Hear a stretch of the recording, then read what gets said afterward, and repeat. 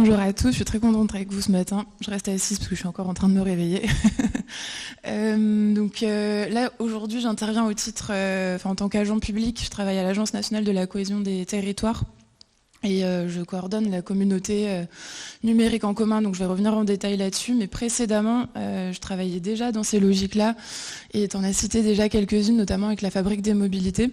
Je travaillais pour un cabinet en fait qui accompagne des acteurs publics et privés dans la structuration d'écosystèmes. Donc on travaillait beaucoup dans des logiques de filières. Donc par exemple dans le spatial avec le CNES, dans le secteur de la mobilité avec la Fabrique des mobilités que vous connaissez peut-être. Et je crois que tout à l'heure en plus tu en reparleras. Oui, on a quelques exemples. Ouais, je fais ça pendant quelques années et l'idée c'était de structurer des cadres de collaboration entre des acteurs publics et privés qui ont des intérêts communs, donc qui ont intérêt à travailler ensemble. Et l'idée c'était de les outiller notamment sur les enjeux de propriété intellectuelle, puisque ça pose des questions de propriété intellectuelle fortes quand par exemple on met au milieu, autour de la table des industriels qui ont des enjeux de sécurité, de confidentialité, des enjeux de brevets et d'autres communautés pour ouvrir un petit peu leurs actifs. Et maintenant, donc, je suis passée du côté du public. Donc, je ne sais pas si vous connaissez l'Agence nationale de la cohésion des territoires. Je peux peut-être représenter très rapidement. C'est une agence qui a 2 ans, qui a été créée en 2020 et qui fusionne le commissariat général à l'égalité des territoires et l'agence du numérique, qui dépendait du ministère de l'économie. Et l'idée, c'est d'être une agence à l'interface entre l'État et les projets des collectivités territoriales. Et dans ce cadre-là, moi, je travaille à la direction numérique et on développe depuis. Alors, c'est un projet qu'on a lancé avant puisque on était à l'agence du numérique à Bercy. Donc, ça fait 5 ans que cette communauté-là existe et elle est née de la politique publique d'inclusion numérique. Donc la politique publique d'inclusion numérique, c'est comment est-ce qu'on fait en sorte que l'ensemble des Français aient accès aux opportunités offertes par le numérique. Donc c'est accompagner la montée en compétences des Français et des Françaises sur les outils et les usages numériques. Et quand cette politique a été imaginée, on s'est tout de suite dit qu'il serait pertinent de le faire de manière concertée, collaborative, donc d'écrire ce texte fondateur en réunissant l'ensemble des acteurs autour de la table. Et donc il y a eu une consultation en ligne, etc. Et à l'issue de ça, une des idées qui a émergé, c'était de structurer une communauté durable réunissant des acteurs privés et des acteurs publics. Donc aujourd'hui, dans la communauté, on a des acteurs historiques de la médiation numérique, donc des associations, des médiateurs numériques donc, qui sont sur le terrain au quotidien, des agents publics, d'administration centrale, mais aussi de collectivités territoriales, des élus locaux, des entreprises, donc soit des grands groupes qui ont des enjeux par exemple de dématérialisation de leurs services, des TPE, PME qui sont en train de se transformer aussi numériquement et qui ont des enjeux d'inclusion numérique très forts, beaucoup d'acteurs de la recherche aussi, et je dois oublier du monde, mais les tiers-lieux par exemple. Donc c'est une communauté très hétérogène, ce qui fait que c'est très dur à animer, mais on reviendra peut-être sur ce point ensuite. De combien de personnes à peu près actuellement ? Alors c'est difficile à quantifier parce qu'il y a une déclinaison nationale et des déclinaisons locales. Et donc la semaine prochaine, on organise un événement annuel national et on sera plus de 1000 à Lens au Stade Bollaert. Donc déjà, on sait qu'on arrive à réunir 1000 personnes en présentiel. Et après, en ligne, en général, on ajoute 3000, 4000 personnes. Donc c'est pas rien. Non. Puis ça a grossi avec le temps, surtout au début, c'était beaucoup moins. Et puis petit à petit, ça prend et c'est chouette. Du coup, ça c'est numérique en commun, c'est le projet que vous portez. Donc, comme tu disais, finalement, la communauté, elle est née d'une réflexion au départ, à laquelle vous avez associé les intérêts de pas mal de personnes et vous vous êtes dit, on va faire une communauté contributive. Et à quel moment, en fait, la question qu'on va se poser aujourd'hui, c'est pour qu'une communauté arrive aux objectifs qu'on lui assigne. Déjà, est-ce que c'est vous qui avez assigné les objectifs à cette communauté ou est-ce que ces objectifs de la communauté, est-ce qu'ils sont construits? Quelles sont les instances de gouvernance de cette communauté? Et quel agenda vous donnez? Je sais que c'est encore assez ouvert et c'est quelque chose d'assez expérimental, mais c'est intéressant de se dire on fait communauté pourquoi? Et une fois qu'on l'a fait avec les gens qui sont là, comment on continue à faire communauté? Alors c'est un peu spécial comme configuration, puisque c'est une communauté qui émane du secteur public. Donc il y a quand même une impulsion très forte de la puissance publique, et ça je pense qu'il faut l'avoir en tête, parce que l'argent vient du secteur public en partie. Il y a aussi des financements privés complémentaires, et on essaye de plus en plus de développer ce modèle-là, mais il y a une impulsion très forte du public, donc je pense que ça c'est vraiment structurellement à avoir en tête. C'est une communauté qui est particulière, mais tout est co-construit, toute la programmation, tout ce qu'on fait, la manière même dont se décline Numérique en commun. Et donc ce qui est spécial, c'est qu'il y a cette communauté au niveau national qui se réunit tous les ans, mais aussi en ligne tout au long de l'année. Et ensuite, en fait, Numérique en commun, c'est une marque qui appartient à l'État, qui a été déposée à l'INPI et qui est mise à disposition d'acteurs locaux. Ça, on a senti que c'était une demande très forte des acteurs locaux, que de bénéficier de ce dispositif-là pour se structurer au niveau local. Donc par exemple, si on prend l'inclusion numérique qui est le cœur de Numérique en commun, même si aujourd'hui on traite de tous les sujets liés qui lient numérique et intérêt général. Donc on a complètement dépassé l'inclusion numérique. Mais typiquement, c'est des collectivités territoriales ou des associations, des acteurs locaux, des coopératives qui veulent structurer un écosystème au niveau local et qui veulent aussi embarquer les pouvoirs publics pour bénéficier de soutien en fait, plus fort, lancer par exemple une politique d'inclusion numérique sur un territoire. Et le fait de bénéficier de cette marque-là, avec la confiance qu'il y a derrière, la légitimité qu'il y a derrière, permet à ces acteurs locaux-là d'impulser quelque chose. Donc ça, c'est la première chose qu'on a entendue, c'est ce besoin d'impulser quelque chose et de mobiliser par exemple les élus locaux. On sait que si on organise un événement numérique en commun au niveau local, les élus locaux viennent, nous on vient, ça crée un espace un peu institutionnel. L'idée, c'est que ça ne soit pas trop institutionnel. Donc c'est là aussi où il faut arriver à mettre le curseur au bon endroit. Et ensuite, il y a cette idée de création de rituels qui est extrêmement demandée, de faire le point. Donc tous les ans, donc on a beaucoup d'acteurs qui organisent on appelle ça des NEC locaux tous les ans, et c'est l'occasion de réunir la communauté. Et ce qu'on voit en plus, c'est qu'elle grandit. Et après, les demandes des acteurs, c'est aussi potentiellement des temps d'ouverture du capot de la politique publique. Donc c'est un des moments aussi où l'administration doit accepter un peu de se mettre à nu, puisqu'on met les dispositifs qui sont construits sur la table, et c'est des temps de bilan en fait. On dit est-ce que ça marche, et si ça ne fonctionne pas, pourquoi, quels sont vos retours sur ces dispositifs, qu'est-ce qu'on peut faire pour les améliorer. Donc ça demande aussi un certain lâcher-prise de notre part, pour qu'il y ait une sorte de relation de confiance qui s'instaure avec cette communauté. Après, il y a toute la dimension aussi outillage. Oui, c'est ce que j'allais demander, parce que concrètement, quand tu dis on nous demande de soulever le capot, on nous demande d'avoir des retours de la communauté, etc. Concrètement, est-ce que vous avez des outils en ligne? Est-ce que vous avez des cadres qui sont tous les mêmes, par exemple pour tous vos NEC locaux? Vous dites, je sais pas moi, il y a une fiche à remplir à chaque fois qu'on se rencontre pour pouvoir ensuite le partager, documenter, etc. Ou c'est des choses qui sont... voilà. Quel type d'outils vous avez en fait? Alors on essaye de s'améliorer de jour en jour, mais on s'inspire un peu en fait du format... ça peut ressembler un peu au format TEDx, ce qui est mis à disposition. Je ne sais pas si vous avez déjà organisé une conférence TED, mais il y a tout un kit qui est mis à disposition. Donc ça, on essaye de mettre à disposition. Il y a toute une charte graphique, évidemment. Ça, les organisateurs locaux sont hyper demandeurs de bénéficier de ça. Donc ça peut être de la signalétique, ça peut être des slides harmonisés, ça peut être des supports de livrables, en effet, déjà aux couleurs de Numérique en commun. Il y a ce besoin aussi d'avoir des événements qui se ressemblent, et c'est extrêmement demandé par les organisateurs. Ensuite, sur le fond, on met à disposition toutes les ressources sur les dispositifs que l'État porte sur ces politiques-là.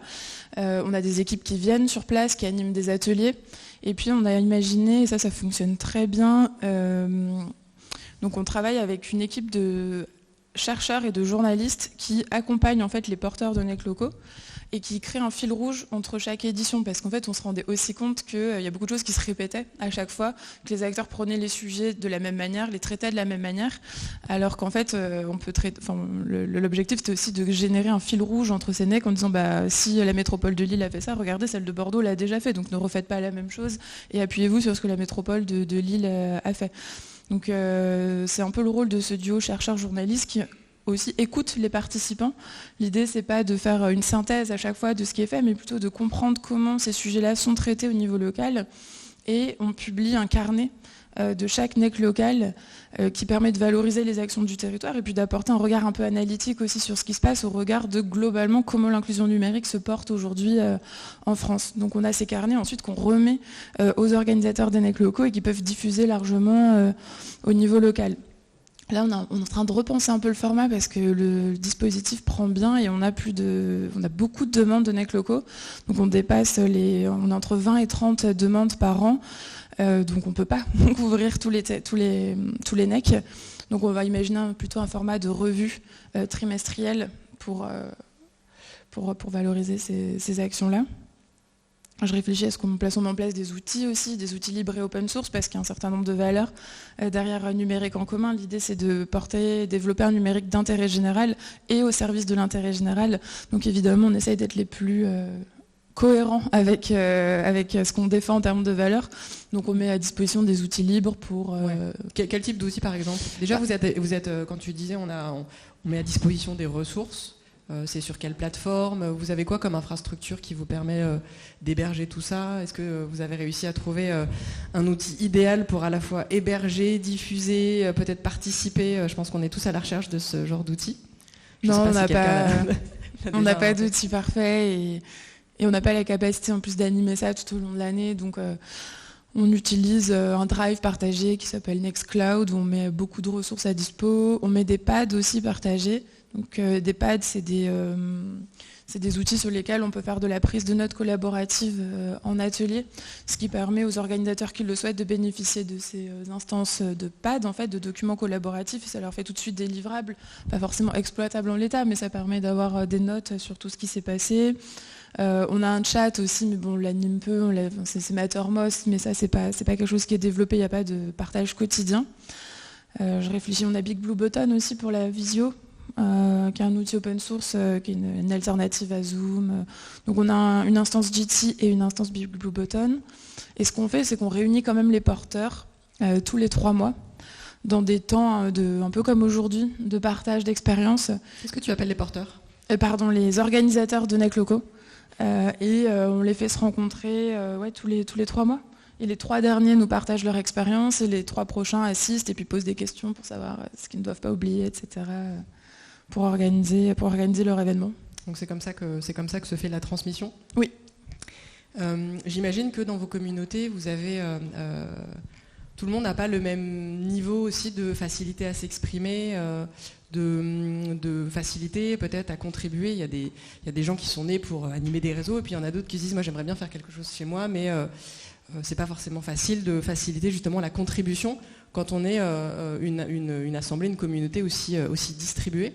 Est-ce que vous avez des moyens de former à la participation avec des règles peut-être de participation et de contribution ? Je pense que c'est quelque chose qui est important quand on veut faire participer une communauté. Il y a ceux qui organisent et puis il y a ceux qui veulent contribuer. Et c'est difficile, surtout quand on est en ligne, de recueillir, de s'assurer la contribution de tous, d'avoir la voix distribuée en fait qu'on cherche à avoir pendant cette communauté. Non, mais c'est un axe qu'il faudrait qu'on développe beaucoup plus. Mais dans les communautés open source, il y a beaucoup de choses qui sont mises en place en ce sens-là. Et je sais qu'avant, j'avais participé à l'organisation d'un événement qui s'appelle Paris Open Source Summit. Maintenant, je crois que c'est Open Source Experience. Et il y avait toute une... l'objectif, c'est d'avoir beaucoup plus de parité. Et c'est des événements où c'est très dur d'obtenir la parité. Donc là, c'était plus au niveau intervenant. Donc c'est pas encore exactement au même niveau que ta question, mais on avait mis en place des petits programmes de mentoring pour les femmes qui allaient prendre la parole pour qu'elles se sentent légitimes dans des milieux hyper techniques. Donc ça, c'était quelque chose, mais c'était assez léger en plus. C'était juste de se réunir 2 semaines avant et de prendre 2 heures ensemble pour tester un peu la conférence, pour savoir s'il y avait des doutes, des questions techniques à lever, s'il y avait des peurs de la part des femmes qui allaient prendre la parole dans des enceintes très masculine et très technique. Et puis au niveau des contributeurs, nous on essaye de mettre des règles en place. Il y a une charte numérique en commun à sa charte, on essaye de la rappeler avec des questions évidemment de bienveillance, d'inclusion, mais on n'a pas mis en place de programme spécifique pour ça. Quand tu disais qu'il y avait un NEC central et des NEC locaux, oui. comment vous êtes organisé concrètement pour travailler cette histoire, cette question et cette dynamique entre le central et le local? Donc, comme je disais tout à l'heure, l'État a la marque et la met à disposition. Donc, les acteurs locaux peuvent l'utiliser comme ils le souhaitent. Il faut juste respecter un cahier des charges qui est clairement défini. Ce que je n'ai pas dit aussi, c'est qu'on subventionne les NEC locaux. Donc, on apporte un financement à chacun qui diminue au fur et à mesure qu'il y en a plus. On essaye de répartir l'enveloppe pour que tout le monde en bénéficie. Puis à terme, on essaye aussi de faire en sorte que ces acteurs trouvent des modèles pour s'autonomiser et que tout ne repose pas sur nous. Et après, l'articulation, elle se fait simplement par des instances ouvertes. En fait, la programmation de l'événement annuel se fait de manière participative. On fait des comités ouverts de programmation et tous les organisateurs de NEC locaux sont invités à participer. Donc, ils font remonter les priorités qui ont été partagées au niveau local et puis on fait en sorte que... À quelle récurrence vous faites ça pour arriver à sortir un événement annuel, c'est ça? Oui, on le fait pendant les 2 mois avant l'été en général. Donc on organise 4-5 temps ouverts. Et après, vous avez une instance centrale qui finit par décider, ou les instances sont toujours collaboratives? C'est nous. Donc à la fin, c'est nous, oui, on décide parce qu'il faut, pour organiser un événement à 1000 personnes, il faut quand même trancher, il faut prendre des décisions. Donc on essaye d'être le plus collaboratif possible, mais on ne peut pas laisser tout ouvert tout le temps. Donc on fait remonter des propositions, on s'assure de les traiter, on teste des choses avec les personnes avec qui on organise. Ce que je n'ai pas dit, c'est qu'on organise Numérique en commun, donc il y a l'État, mais il y a aussi la Mednum qui a travaillé ici pendant très longtemps, qui est une coopérative nationale qui réunit en fait toute la filière, tous les acteurs de l'inclusion numérique. Donc eux aussi, ils ont ce rôle de vérifier que ça répond aux besoins des sociétaires. Donc voilà, on a aussi fait ce choix de co-organisation depuis le départ, pour pas que ce soit que l'État qui organise l'instance nationale. J'avais une question, c'est assez lié aux outils d'ailleurs, c'est du coup comme vous avez une distribution assez large en région, vous êtes pas mal en virtuel, vous faites j'imagine beaucoup de réunions en Zoom, quand vous dites que vous conviez les gens à l'organisation, j'imagine que tout ça se fait en dématérialisé. Est-ce que tu saurais dire quelle est la part peut-être de virtuel et de présentiel qu'il faut peut-être préserver ou en tout cas équilibrer pour faire en sorte que la communauté reste aussi une communauté de liens? Parce qu'on se rend bien compte, j'imagine bien que entre les gens qui sont ici dans la salle et puis les gens qui le regardent chacun derrière leur écran en live, c'est pas la même expérience et on crée pas les mêmes choses et on contribue pas de la même manière. Est-ce que vous avez une réflexion là-dessus ou est-ce que vous vous dites que c'est des choses... On est à une époque où il y a beaucoup de communautés qui sont très distribuées. Je pense par exemple à Hello Tomorrow d'ailleurs, dont peut-être parlera Alix, mais qui est une communauté d'innovateurs internationaux. Et pour le coup, ils sont assez peu à se retrouver régulièrement. Vous, puisque vous êtes sur l'inclusion numérique, vous parlez numérique, mais vous êtes aussi sur l'inclusion. Donc je pense que vous êtes peut-être aussi les bonnes personnes pour savoir quelle est la part de virtuel et de physique qui est important quand on essaye d'animer une communauté. Alors on privilégie vraiment le présentiel et c'est vraiment ce qui fait la force de Numérique en commun. Et c'est un événement aussi qui reste très festif. C'est porté par l'État, c'est institutionnel, mais on fait en sorte de préserver vraiment le côté convivial, le côté festif. On organise toujours des, ça peut paraître anecdotique, mais je pense que c'est fondamental, des soirées, des temps de rencontres informels. Donc il y a toute une programmation sur le fond qui est extrêmement travaillée, mais derrière on met beaucoup d'attention à ces temps-là et c'est ce qu'on nous remonte la plupart du temps. C'est ce qu'on retient de Numérique en commun, c'est certes les conférences, le fond, on en revient avec des idées pour implémenter dans son travail au quotidien, mais on retient aussi des rencontres et des temps conviviaux très forts. Donc je pense que ça c'est fondamental. J'enfonce une grosse porte ouverte, mais il ne faut vraiment pas le perdre de vue. Et donc on essaye de diminuer le en ligne au maximum, mais pour un souci d'accessibilité, pour aussi inclure les personnes qui ne peuvent pas se déplacer pour X raisons. On a aussi beaucoup de formats en ligne. On retransmet en fait les conférences. Cette année, on a fait le choix d'un format un peu particulier puisqu'on va retransmettre que les gros temps de plénière. Et on a vraiment souhaité que tout le monde vienne à Numérique en commun. Mais globalement, en fait, ce qui fait aussi la force de Numérique en commun, et j'en ai pas trop parlé là, c'est qu'on travaille beaucoup avec des ingénieurs pédagogiques. L'idée étant à chaque fois de créer des livrables. Il y a une logique de livrables qui est très très forte. Et l'idée, c'est qu'il n'y ait pas un seul format qui se passe sans production de livrables associés. Donc ça peut être des podcasts, ça peut être des petits livrets, des livres blancs, ça peut être des to-do, des choses très concrètes à mettre en place, ça peut être des référentiels de compétences. Donc il y a toujours une logique de livrable qui est très forte. C'est quoi pour vous la vertu de ces livrables ? En fait, les gens ne se réuniraient pas s'il n'y avait pas de concret. Donc pour capitaliser sur des choses produites en commun ? Oui, l'idée en fait c'est qu'on ne peut pas demander aux gens de se réunir et de prendre du temps. Tout le monde a des vies professionnelles extrêmement remplies. Si derrière, il n'y a pas du très tangible, il faut qu'on reparte avec des choses qui permettent en fait, de changer la manière dont on travaille derrière. Et pour vous donner un exemple de livrable qui a été produit l'année dernière, on avait besoin d'avoir un schéma de données des lieux de médiation numérique. Donc un schéma, c'est un document qui permet de normer la manière dont on va décrire un lieu de médiation numérique, une structure de médiation numérique. Et ça, il y a des milliers de professionnels partout en France qui en ont besoin pour travailler derrière. Par exemple, une application, c'est de faire une cartographie de ces lieux-là. Donc là, les collectivités territoriales en ont besoin, les lieux de médiation numérique en ont besoin pour faire référencer leur offre. Et c'est dans le cadre de Numérique en commun que toute la réflexion autour du schéma de données est née. Et derrière, on a financé, en fait, et c'est la Mednum dont je parlais tout à l'heure qui l'a mis en œuvre, la création de ce schéma de données de manière ouverte, collaborative. Donc ça a pris quand même 6 mois pour aboutir, même un peu plus, quasiment 1 an, puisqu'on vient de le sortir. Le schéma de données, typiquement, c'est Numérique en commun qui a été le cadre d'impulsion de ce schéma de données. Donc je pense que la logique de livrable elle est très importante à avoir en tête. Et puis maintenant, il y a des ingénieurs pédagogiques partout qui sont géniaux, qui ont plein d'idées, qui savent transformer de la matière et qui... Voilà. Je pense que c'est important de les associer à ce genre de structuration de communauté. Mais je te rejoins sur la production de livrables. D'ailleurs, on a fait exactement pareil aussi pour TechneConnect. On se dit qu'à chaque fois que vous venez à un événement, c'est pas juste un temps que vous passez ici et vous recevez des choses. Vous pouvez noter des points qui vous intéressent, mais c'est important pour nous que vous puissiez repartir avec des choses pour aller plus loin, d'une part, des choses à partager. Tous les collègues qui étaient invités n'ont pas forcément pu venir, donc tout ça, c'est des points qui restent importants pour nous.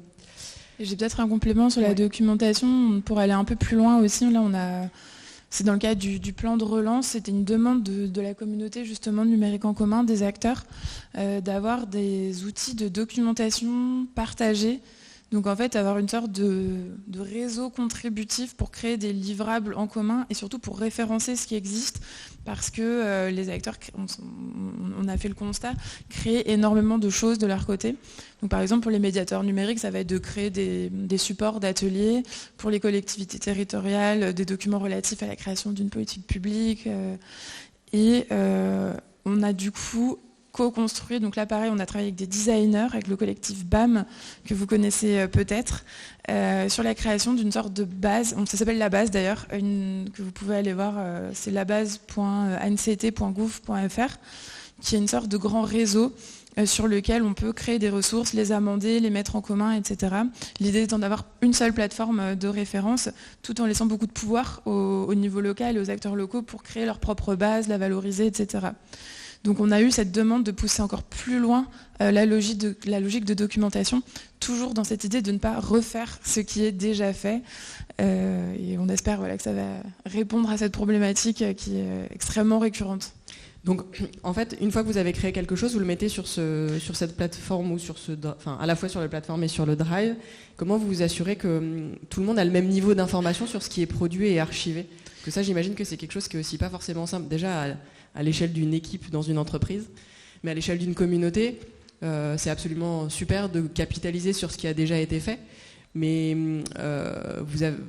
comment vous vous assurez que c'est bien archivé, que c'est bien diffusé et que du coup on vient enrichir peut-être quelque chose qui existe déjà plutôt que choisir la voie de la facilité en disant en fait c'est plus simple de le faire de mon côté ? C'est beaucoup d'animation, c'est de la formation aussi à ces outils nouveaux. Donc on a des sessions toutes les semaines pour embarquer les personnes qui veulent l'utiliser. On fait en sorte aussi que ça devienne un outil incontournable. Donc on essaye de tout mettre ici et que ici pour s'assurer que tout le monde vienne sur ce nouvel outil. Donc voilà, je pense que c'est un mélange entre beaucoup de communication, d'organisation et puis de la formation aussi, du temps de prise en main des outils qu'il ne faut pas négliger parce que c'est des pratiques qui sont nouvelles et ça demande, même si les designers font en sorte que ça s'intègre dans le cadre des pratiques et il y a une énorme enquête qui a été faite pour s'assurer en amont que ça s'intègre vraiment aux côtés dans les pratiques des médiateurs numériques. On a mis en place quand même tout un système de formation. Puis après, il y a le pair à pair, je pense, qui est important aussi de mettre en place des systèmes de binomage, des systèmes de pair à pair. Ça, c'est quelque chose qu'on essaye vraiment aussi de développer. Par exemple, entre collectivités territoriales, autour de ces outils, autour de ces dynamiques de contribution. Tu parlais au tout début de tes premières missions, qui n'étaient pas forcément d'ailleurs chez NEC, mais qui étaient sur la propriété de ce qui était créé. J'ai plusieurs questions d'ailleurs autour de la collaboration entre les entreprises publiques et les entreprises privées dans ce type de communauté, mais la première c'est il y a, j'imagine, une logique d'open source et de commun à tout ce que vous produisez. Est-ce que c'est quelque chose qui est facile à entendre, ou est-ce que, alors sur numérique en commun oui, mais sur d'autres communautés où l'objectif serait de trouver, de contribuer à des projets communs, comment vous travaillez cette instance, cet aspect juridique plutôt? Alors, donc là, dans le cadre de numérique en commun, c'est assez simple parce que c'est écrit de base que tout ce qui est fait, c'est de la production de code source, ou que même toute production, tout type de livrable est partagé sous licence ouverte. Il y a des engagements, j'ai mis derrière toi les engagements qui sont réclamés à tous les porteurs de numérique en commun. Oui, et puis globalement, il y a un cadre légal maintenant qui est porté par l'État, qui est imposé par l'État avec la loi pour une république numérique, qui fait que tout ce qu'on fait doit être mis à disposition sous licence ouverte. Ce qu'on fait en revanche, c'est qu'on accompagne beaucoup les acteurs, et là c'est un autre programme de l'ANCT qui s'appelle l'incubateur des territoires qui s'en charge. Et pour répondre à ta question vis-à-vis de mon expérience précédente, c'est en effet pas du tout intuitif, et c'était tout l'enjeu, et c'est ce que notamment fait la Fabrique des mobilités. Si on prend un exemple dans le cadre des mobilités, c'est de mettre autour de la table des acteurs publics et des acteurs privés qui n'ont pas les mêmes enjeux stratégiques, et de définir là où se trouvent leurs intérêts communs.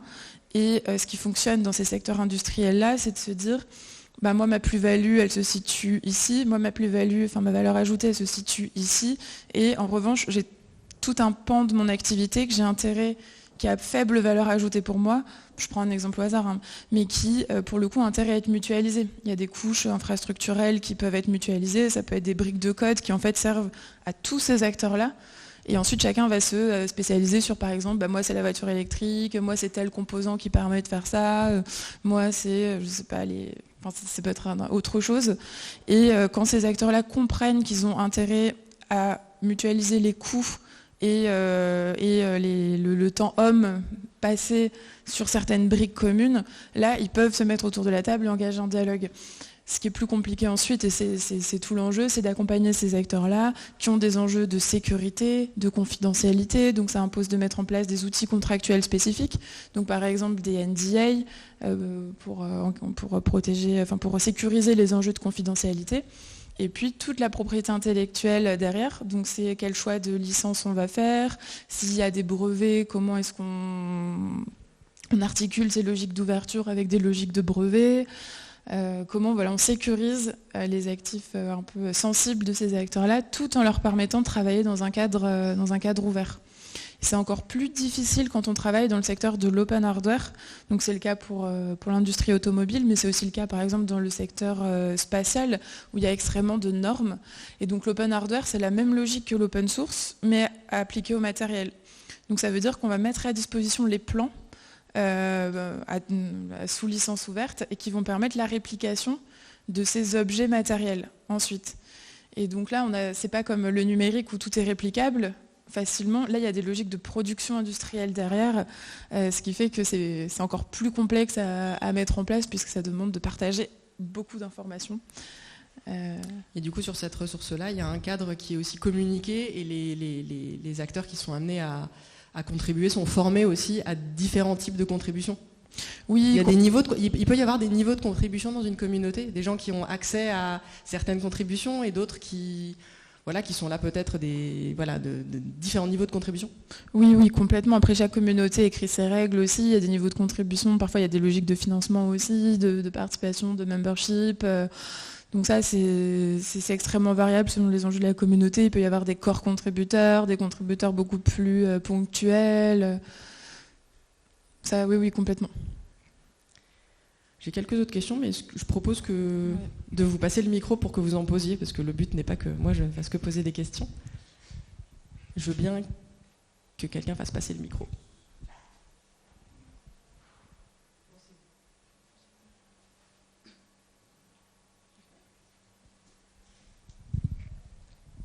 Bonjour, je ne sais pas s'il faut se présenter ou pas.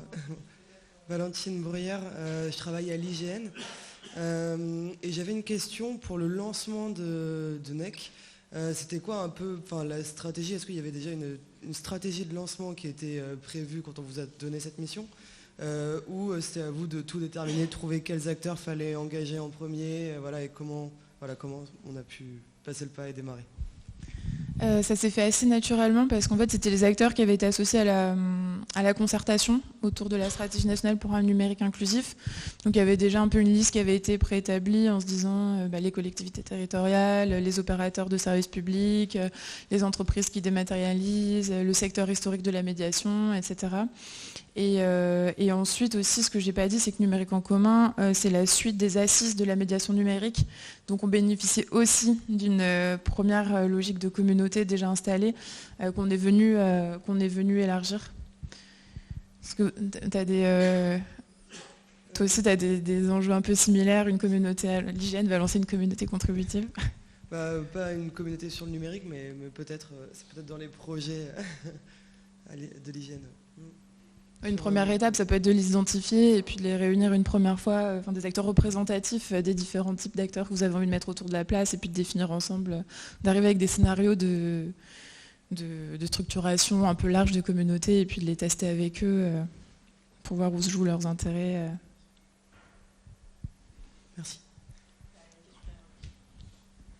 Bonjour, Monel Barthélémy du groupe Bayard. Je voulais savoir quelles sont les initiatives, les autres communautés que vous avez regardées pour lancer ou pour animer la vôtre. Quels sont vos modèles? Les modèles, c'est... je reviens beaucoup sur les logiques de fabrique, puisque je pense que ça a été quand même... D'ailleurs, ça a été pas mal répliqué. Il n'y a pas que la fabrique des mobilités, il y en a d'autres. Oui. Il y a la fabrique de la logistique. L'ADEME a lancé pas mal de communautés comme ça. Donc la première, ça a été l'historique, c'est la fabrique des mobilités. Il y a la fabrique de la logistique, où là, pareil, des gros enjeux. Je parlais des industriels, avec des enjeux de confidentialité, etc. C'est pas un secteur qui est habitué à... Non. Donc là, il y a des enjeux... Il y avait des enjeux assez forts aussi au niveau de l'ouverture. Je crois que maintenant, il y a une métafabrique, une fabrique des fabriques. Mais après, c'est au-delà de ces fabriques-là qui ont été initiées par l'ADEME, on s'est beaucoup inspiré en fait des communautés open source historiques, donc qui sont beaucoup plus axées code, qui sont très techniques. Là, Numérique en commun, c'est pas si technique. On se situe plus à des niveaux de co-construction de la politique publique. Et pas que, mais les exemples que j'ai donnés ne sont pas des exemples extrêmement techniques. C'est pas de Numérique en commun que sort du code source par exemple. Ça arrive de temps en temps, mais ensuite ça s'est transféré à d'autres cadres qui sont en capacité d'accompagner ces logiques de co-construction de code et de briques techniques, etc. Mais ça, c'est important aussi en fait, de lier plusieurs types de communautés pour ensuite porter des projets qui naissent dans l'une et de permettre ensuite qu'ils puissent atterrir dans d'autres. Et ça, je pense que c'est très important de le penser aussi dès le départ. S'il y a une idée, on fait quoi? On ne se dit pas juste, on reste à l'état d'idée. Qui va pouvoir l'opérationnaliser? Et ça, l'anticiper, je pense que c'est très important. Et donc pour revenir sur d'autres exemples, on s'est beaucoup inspiré des communautés open source. Donc les plus classiques, il peut y avoir Linux, je pense à quoi aussi. Puis tout ce qui a été mis en place par ces communautés aussi pour tout ce qui est inclusion, diversité. Il y a Open Source Diversity qui fait des choses très chouettes. Si vous voulez regarder pour un peu répondre à la question que tu posais tout à l'heure sur inclure différents publics. Open Source Diversity qui a pour vocation justement à travailler sur la diversité au sein des projets open source, comme je vous disais, qui sont très masculins et très techniques, a mis en place beaucoup de choses, et c'est pas qu'au niveau événementiel en plus, avec beaucoup de conseils sur comment est-ce qu'on structure un projet open source pour accueillir de nouveaux contributeurs dans une équipe, etc. Mais peut-être que vous avez aussi d'autres exemples de communautés que vous avez envie de partager.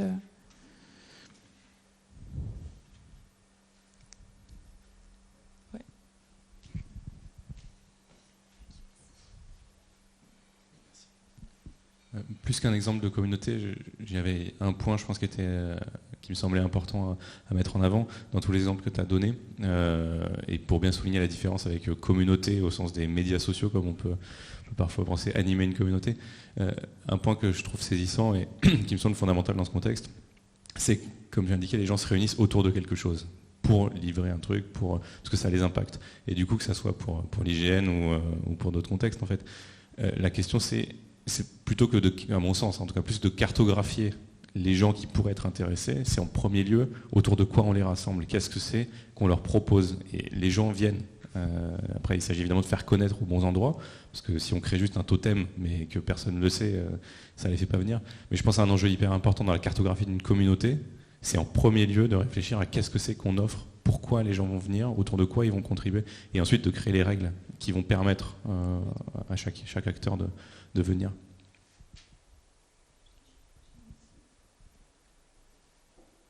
Bonjour, et c'est super ce que vous dites, parce que vous avez dit au début fixer des objectifs. Qu'est-ce que ça veut dire, fixer des objectifs, quand on est dans un cadre de création de communauté? Quelles sont les réflexions que l'on doit mettre en place? Est-ce que ce sont des objectifs qualitatifs, quantitatifs? Comment vous réglez vos étapes pour atteindre votre objectif? Alors on a les objectifs, ils sont fixés par gouvernance, c'est ça? Vous comment parlez de gouvernance, tout. Oui, on les fixe en fait avec l'ensemble des acteurs. Pendant les temps collaboratifs, on se dit on a envie de quoi cette année, jusqu'où on veut aller. C'est beaucoup lié au livrable, hein, à cette logique de livrable. On veut aboutir à quoi concrètement? Donc ça peut être de se dire sur cette thématique-là, comme je le disais tout à l'heure, on veut arriver à la création d'un référentiel de compétences. On veut arriver à la création d'un standard de données.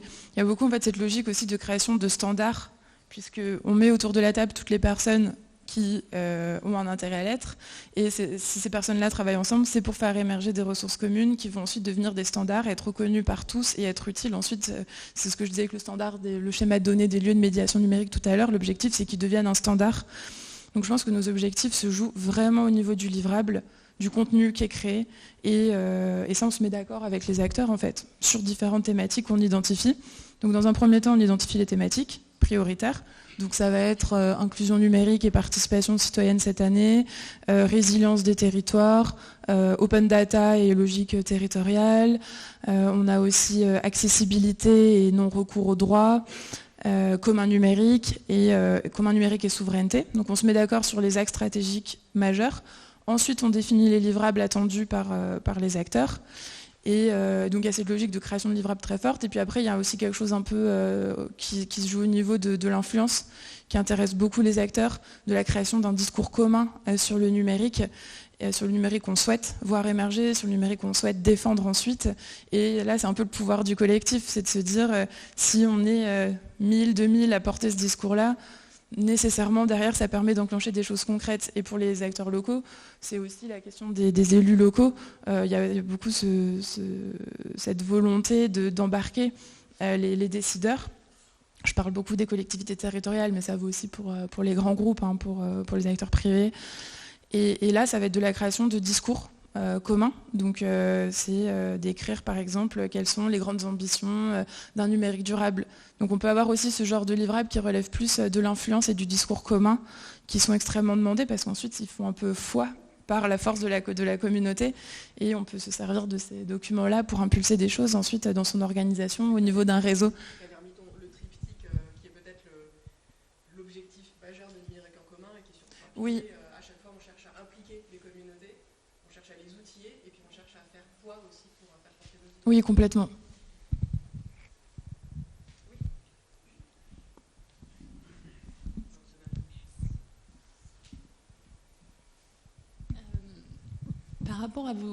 livrable que vous mettez comme objectif.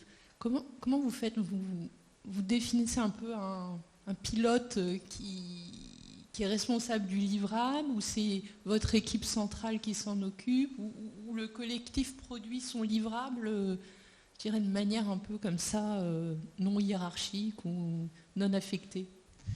Alors c'est quand même bien encadré et c'est variable. Donc on a une équipe cœur avec qui on organise Numérique en commun. C'est une équipe qui est basée à Lyon, qui s'appelle Fréquence École, et ce sont principalement des ingénieurs pédagogiques, mais pas que, qui travaillent sur la production de livrables, et puis surtout on outille aussi les acteurs pour qu'eux puissent faire leurs livrables. Donc là, la semaine prochaine, en fait, on a Numérique en l'édition nationale qui a lieu à Lens, et chaque porteur de format a déjà un canevas type qui n'a plus qu'à remplir et qui fait qu'on aura à la fin 75 livrables déjà prêts. Ça demande toujours un travail ensuite de finition. Et après, pour les gros livrables, entre guillemets, comme par exemple le schéma de données que j'évoquais tout à l'heure, là, dans ces cas-là, il faut trouver un pilote, et c'est un peu ce que je disais tout à l'heure avec cet enjeu de trouver ensuite, d'identifier qui va pouvoir opérationnaliser. Donc là, par exemple, on a utilisé des financements du plan de relance pour missionner la Mednum pour le faire. Donc là, on rentre dans une logique complémentaire de prestation avec des acteurs qui peuvent le financer. Mais ça peut être aussi un acteur au sein de la communauté, qui dit moi j'ai un intérêt très fort. Par exemple, donc il y a des grands groupes qui financent aussi Numérique en commun et qui pourraient totalement dire ça m'intéresse, je vais le financer. Et c'est un autre type de débouché pour porter la création de ces livrables qui sont un peu plus lourds et qui demandent parfois 1 an pour être construits. Ça peut être aussi mutualisé entre collectivités territoriales ou entre acteurs locaux. Ça arrive aussi, que des collectivités aient le même intérêt à produire tel ou tel référentiel, tel ou tel livrable. Et dans ces cas-là, elles mettent du temps homme en fait, et femmes à disposition pour créer ces livrables-là.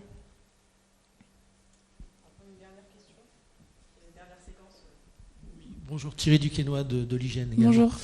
J'ai une question par rapport à la constitution des communautés, parce que en fait, j'ai entendu que vous aviez réuni autour d'une table les acteurs qui étaient intéressés. J'ai entendu dire que c'était très important d'avoir une bonne cartographie des acteurs. Vous avez dit aussi que vous aviez un avantage parce que quand vous avez commencé, vous aviez déjà une communauté qui était déjà constituée. En fait, ma question, c'est comment peut-on être sûr d'avoir l'exhaustivité des acteurs intéressés, et est-ce que c'est si important que ça de l'avoir, ou est-ce qu'on peut laisser le temps au temps? Vous pouvez laisser le temps au temps. Oui. J'avais pas forcément la volonté de vous donner la réponse quand je posais la question.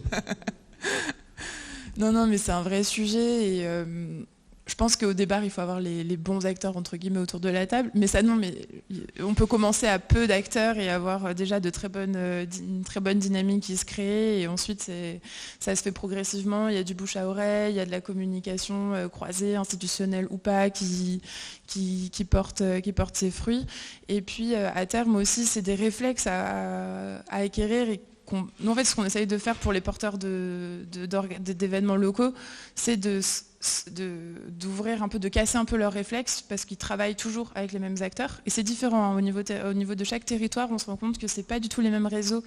J'exagère. C'est pas toujours les mêmes réseaux qui sont déjà en place. Et par exemple, nous, sur l'inclusion numérique, on a un enjeu à inviter aussi les acteurs de l'éducation, donc de l'éducation nationale, mais aussi de l'éducation populaire. Donc, ou par exemple aussi les acteurs de la santé, médiation et santé. En fait, on a identifié plein d'acteurs de communautés qui gravitent autour de celle de l'inclusion numérique, qu'il est pertinent d'associer, mais les acteurs n'ont pas toujours le réflexe de faire. Et ça, en fait, on l'a appris en avançant pas à pas. On s'est dit, mais là, c'est génial, il y a ces acteurs-là, ou de la culture. Il y a ces acteurs-là, il y a les bibliothèques qui sont là, elles apportent vraiment un axe nouveau, et c'est tel réseau qui est structuré et qui peut apporter ça. Et puis ensuite, on l'a ajouté à la liste des acteurs à ajouter. Pardon, j'avais pas le micro, à inviter à ces événements-là. Et petit à petit, on a une liste qu'on a constituée d'acteurs, mais c'est hyper empirique. Et on le partage aux organisateurs pour qu'ils pensent à mettre ces acteurs-là autour de la table. Tout à fait. Nous, sur les projets qu'on accompagne au Liberté Living Lab, on a toujours une étape, surtout pour ce type de projet, qui est la cartographie d'acteurs, et où on a un outil qui permet de poser les acteurs un peu évidents auxquels la personne avec qui on travaille, le porteur de projet, pense. Et souvent, il commence à sortir tous ceux avec lesquels il travaille de manière naturelle, et puis ceux qu'il aimerait bien aller chercher, mais qu'il a en tête. Et en fait, le fait d'avoir une cartographie, un outil, ça l'aide aussi à penser aux angles morts qui ne pensent pas forcément à associer, et de regarder aussi quels pourraient être les niveaux de contribution de ces acteurs-là. Parce que vous pouvez aussi vous pouvez dès le départ en fait associer un panel d'acteurs très large, en sachant très bien qu'il y en a certains qui vont être de très forts contributeurs, et puis d'autres qui vont être au début là un petit peu en observateur, et puis qui pourront être par exemple de très bons relais, pas forcément contribuer au départ, mais être de très bons relais. Et je trouve que ce que vous avez dit, et d'ailleurs ce qui a été dit d'avant, c'est le fait de cartographier est important. On ne cherche pas l'exhaustivité, on cherche simplement à avoir une espèce d'hygiène de la réflexion sur les acteurs à engager, qui peut être en début de projet, qui peut être en milieu de projet, aussi pour renouveler, associer les acteurs qui sont venus en cours de projet. Enfin, cette question, elle est vraiment intéressante parce que je pense que le laisser du temps au temps était aussi une bonne réponse, parce que tout ça, ça se fait finalement en expérimentant et dans la durée. Mais le fait d'avoir des outils, tu parlais du collectif BAM, et nous, c'est un travail qu'on fait beaucoup ici au Liberté Living Lab, le design aide à poser et à rendre tangible en fait toutes ces questions qu'on se pose. Quand on voit cette cartographie d'acteurs, ça nous aide aussi à réfléchir à qui on pourrait impliquer. Ce que je vous propose, c'est de passer à la dernière séquence, qui va être dans le prolongement des exemples de communautés qu'a déjà donné Caroline. Alix, donc du Liberté Living Lab, va vous montrer va vous rentrer dans le détail de 3 communautés qui ont des dynamiques différentes, des objectifs aussi différents, des missions différentes. Donc je vais simplement passer les slides, et puis peut-être que tu pourras terminer, Caroline, en parlant du label à la fin. Ok. Bonjour à tous. Donc nous, ce qu'on souhaitait côté Liberty Living Lab, c'était vous donner pour cette fin de séquence 3 exemples. Alors moi, je dis de plateformes qui animent des communautés pour répondre à un objectif donné. On est un tiers-lieu d'innovation à impact, donc on est sur des plateformes qui visent à faire émerger des projets, des solutions innovantes qui répondent à un enjeu d'intérêt commun. La première que je voulais vous présenter, c'est Joggle, Just One Giant Lab. Ces 3 plateformes françaises qui ont émergé en France, celle-ci aujourd'hui a une ampleur internationale. C'est une ONG en fait qui rassemble des communautés de chercheurs, d'entrepreneurs, de professionnels, d'étudiants, tout type de public, et qui vise à donner les moyens à tous ses membres de collaborer et de faire émerger, de faire évoluer des projets et faire émerger des solutions innovantes qui répondent à un enjeu d'intérêt commun. Aujourd'hui, concrètement, Just One Giant Lab prend la forme d'une plateforme numérique collective, collaborative, qui en fait est construite sur les principes d'un réseau social assez classique. Vous avez un fil d'actualité, des espaces de chat privé, des espaces de forums un peu plus ouverts, une fonctionnalité d'appel, et puis la possibilité de créer des fiches profil, projet, pour se présenter un projet, les personnes qui y contribuent, les personnes qui le mènent, et puis potentiellement les besoins en termes de compétences et de financement. Voilà. Et puis donc là l'idée c'est de détailler un petit peu des communautés, de vous donner un peu des clés pour montrer, essayer de décortiquer en fait la façon dont ces plateformes sont organisées. Donc voilà. Au-delà de du coup tout l'aspect plateforme, il y a 2 principes qui régissent aujourd'hui Just One Giant Lab. D'une part, en fait, l'objectif, c'est d'aller soutenir financièrement des projets, mais le processus de sélection est assez intéressant. On n'a pas de comité scientifique ou stratégique qui va choisir un projet ou un autre. C'est la communauté qui doit plébisciter les projets qui leur semblent les plus pertinents. Comment ça se fait? En fait, chaque membre dispose de microcrédits de financement qu'ils allouent à un projet qui lui ressemble le plus pertinent à mettre en avant et à accélérer, on va dire. Comment on considère que cette action est légitime? Pourquoi un membre est capable de juger de la pertinence d'un projet vis-à-vis d'un autre? Et là, ça nous fait tomber sur le deuxième principe de la plateforme, c'est l'open source. Tous les projets sont complètement ouverts. Pardon, je maîtrise mal le micro. Tous les projets sont complètement ouverts, et du coup, il y a possibilité pour chacun des membres d'aller regarder en profondeur les composantes du projet, de l'évaluer, de l'améliorer. Et voilà. Et donc on rentre en fait dans un processus d'amélioration itératif jusqu'au moment où le projet a atteint une forme de maturité. Il aura été enrichi par de nombreux membres de la communauté et du coup il pourra passer sur un stade de validation et du coup sera accompagné via des financements et des compétences. Il y a quelques chiffres qui sont assez intéressants, c'est notamment ceux de la plateforme, de la communauté Open Covid. Donc voilà, Just One Giant Lab, c'est plusieurs communautés. La communauté Open Covid, c'est à peu près 120 000 euros de collectés pour faire évoluer 36 projets. Il y a 22 solutions fonctionnelles qui ont émergé et 12 articles qui ont été publiés. On est aujourd'hui sur des communautés internationales. Ça a permis de rassembler 19 pays sur 4 continents. Donc vraiment des chercheurs, des entrepreneurs, des étudiants du monde entier qui ont collaboré sur ces projets pour trouver des solutions face au Covid-19, à la Covid-19. Pardon. Donc c'est une communauté de 7000 personnes dans le monde. Oui, voilà. C'est pas rien non plus. Oui, pardon, il y a des petits repères au tableau, mais je n'ai pas tout. On vous donnera les slides. Hein. Oui. Du coup, on avait prévu de parler un petit peu de la fabrique des mobilités, mais qui a déjà été évoquée. Voilà. Donc la fabrique des mobilités, donc comme le disait Caroline, ça a été créé à l'initiative de l'ADEME. C'est une association loi 1901 qu'on va qualifier de macro-communauté et qui regroupe en son sein plusieurs micro-communautés qui sont fédérées autour d'une thématique de mobilité. L'objectif, c'est de faire émerger de nouvelles mobilités douces ou de transformer les mobilités existantes actuelles, mais qui aujourd'hui vont poser un problème, que ce soit pour n'importe quelle des parties prenantes, que ce soit vis-à-vis des utilisateurs, des organisations ou tout simplement de la planète. Là, on est sur un système on va dire d'accompagnement qui est encore différent, comme c'est une association qui a des salariés, et les salariés, en fait, une fois qu'un sujet de micro-communauté émerge, ont pour objectif d'animer, de lancer, de fédérer cette micro-communauté autour de cette thématique, d'engager la création d'un copil et puis après d'accompagner le copil sur les débuts. Mais ce salarié, cet animateur, n'a pas vocation à avoir un pouvoir décisionnaire sur la communauté. L'idée, c'est vraiment de créer une dynamique.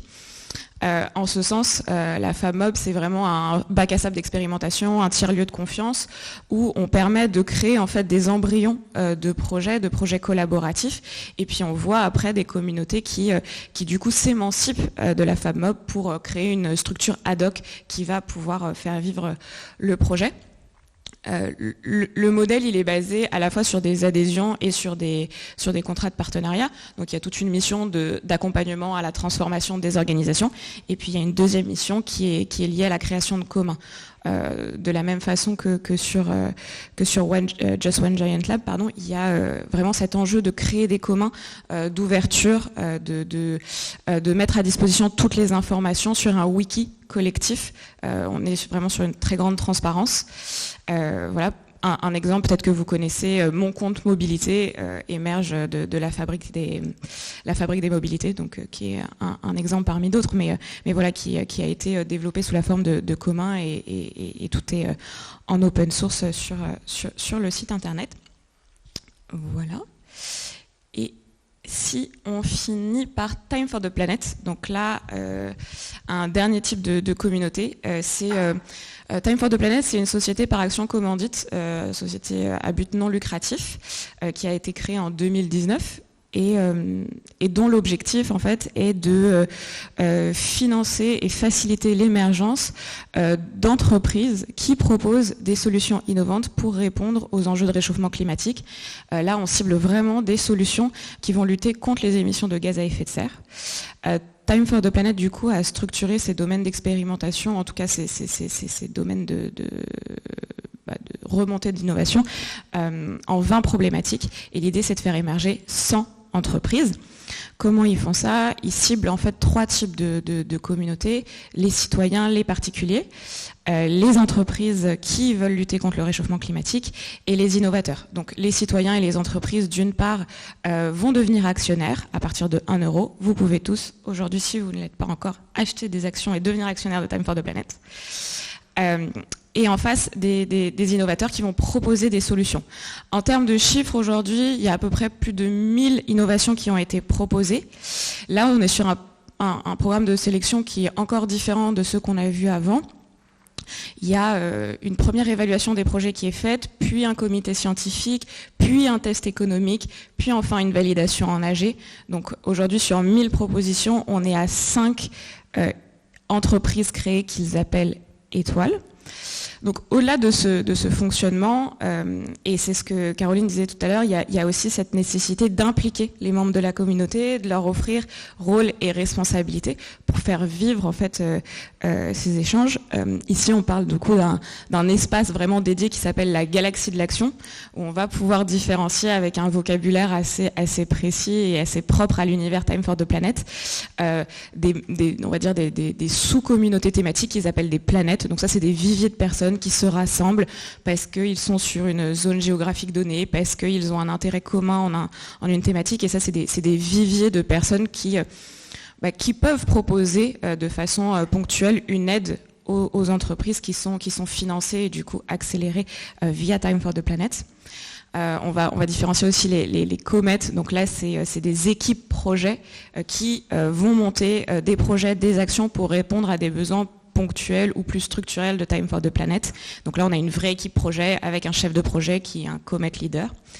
De la même manière, on a des gens qui animent et qui lead ces viviers de personnes, ces communautés plus continues.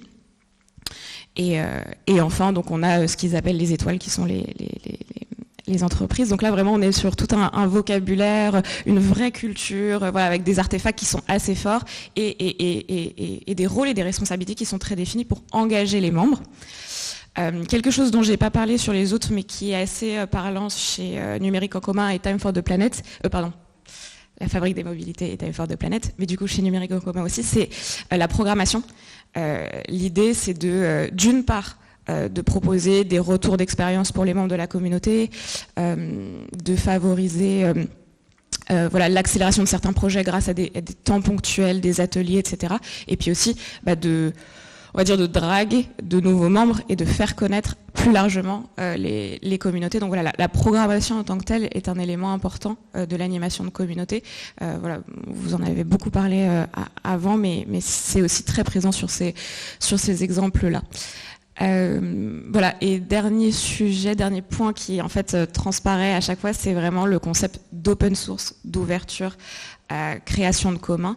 En fait, on voit à travers ces 3-4 plateformes d'animation de communauté qu'en fait, pour catalyser, pour faire émerger des solutions innovantes, on privilégie à travers ces communautés l'open source, l'open data, la création de communs, la mutualisation, mais ça fera l'objet d'un prochain sujet, je crois. C'est un sujet dont vous réentendrez parler dans la programmation annuelle. Merci beaucoup, Alix. J'espère que je n'ai pas parlé trop vite, mais en tout cas, si vous avez des questions, n'hésitez pas. Comme vous aurez le replay, vous pourrez réécouter à loisir Alix, qui n'a pas du tout parlé trop vite. Merci beaucoup, Alix. Caroline, peut-être un dernier mot, si tu veux. Oui, sur le label peut-être. Alors juste avant, un exemple de commun et de communauté que vous pouvez aller voir, c'est Decidim. Je ne sais pas si ça vous parle. Là, c'est centré sur une ressource, donc c'est un peu différent. C'est pas exactement, ça se joue pas exactement au même endroit, mais c'est un commun numérique qui a une histoire qui est très intéressante, qui est né à Barcelone et qui aujourd'hui est utilisé par énormément d'acteurs publics et privés en France et qui permet de faire de la participation en ligne. Donc ça peut être de la participation citoyenne, mais c'est un outil qui peut aussi être implémenté dans une entreprise pour gérer des concertations en interne et qui est donc complètement open source et qui dès le départ a été pensé comme un commun. Et ce qui est assez innovant, c'est que ce commun associe aussi le grand public à sa conception. C'est-à-dire qu'il y avait des réunions, je ne sais pas quelle est l'actualité de cette dimension contributive aujourd'hui, elle se joue beaucoup au niveau des utilisateurs, mais là au niveau des utilisateurs finaux, donc des citoyens de Barcelone, ils étaient invités par la mairie de Barcelone à des réunions publiques pendant lesquelles ils pouvaient exprimer leurs envies vis-à-vis de cet outil numérique. Et donc ça permettait de savoir quelles fonctionnalités elle est développée. Donc là on a un niveau d'ouverture qui est extrêmement poussé, mais derrière, il y a toute une architecture qui a été mise en place pour faciliter justement le choix collaboratif des fonctionnalités de cet outil qui est vraiment un commun. Et aujourd'hui, il y a des collectivités en France, l'État belge par exemple. Il y a différents États ou collectivités ou acteurs privés qui participent au choix de l'évolution de Decidim. Et donc voilà, on l'a documenté dans le cadre du, si vous voulez aller voir, Labo Société Numérique. Et vous mettez Decidim comme mot-clé et vous allez trouver un article qui présente ça. Je pense que c'est une des communautés aujourd'hui contributives autour d'une ressource numérique les plus abouties en Europe. Donc assez chouette à regarder. Et juste pour terminer un petit mot sur le label, c'est la dernière évolution qu'on a mis en place pour Numérique en commun. Donc c'est un label pour le coup très institutionnel, hein. C'est un décret qui a porté création de ce label-là, qui s'appelle aussi Numérique en commun, et qui est structuré autour de 6 critères, qui sont des critères qu'on a définis comme des critères de numérique d'intérêt général, donc avec un critère d'ouverture open source, un critère d'accessibilité aux personnes en situation de handicap, un critère de documentation, un critère d'éco-conception, un critère de design, donc pour associer les utilisateurs, et un critère de sécurité numérique. Donc on s'est dit que ces 6 critères-là étaient nécessaires pour produire des outils qui répondent aux enjeux des citoyens. Par exemple, on avait des plateformes d'inclusion numérique qui n'étaient pas accessibles aux personnes de situation de handicap, donc ça pose un problème. Et l'idée, c'est pas du tout de mettre un tampon ou de sanctionner des acteurs qui ne proposent pas des outils qui ne respectent pas ces critères, mais de les accompagner derrière. Donc on a mis en place tout un système d'accompagnement avec des experts qu'on met à disposition complètement gratuit. Enfin, c'est vraiment gratuit et transparent pour les porteurs de solutions. Et donc s'ils souhaitent rentrer dans cette logique de labellisation numérique en commun, ils peuvent le faire et ils sont accompagnés par des équipes d'experts pendant 1 an, 2 ans ou des missions beaucoup plus courtes. Super, j'ai noté, il y avait une slide sur le label, et on rajoutera les 6 critères parce que je pense que c'est une bonne boussole de valeur pour les communautés que vous voulez créer. Voilà, pour qu'elles soient à la fois inclusives, éco-conçues et sûres aussi, puisque comme on est sur le numérique, les questions de data sont évidemment très importantes.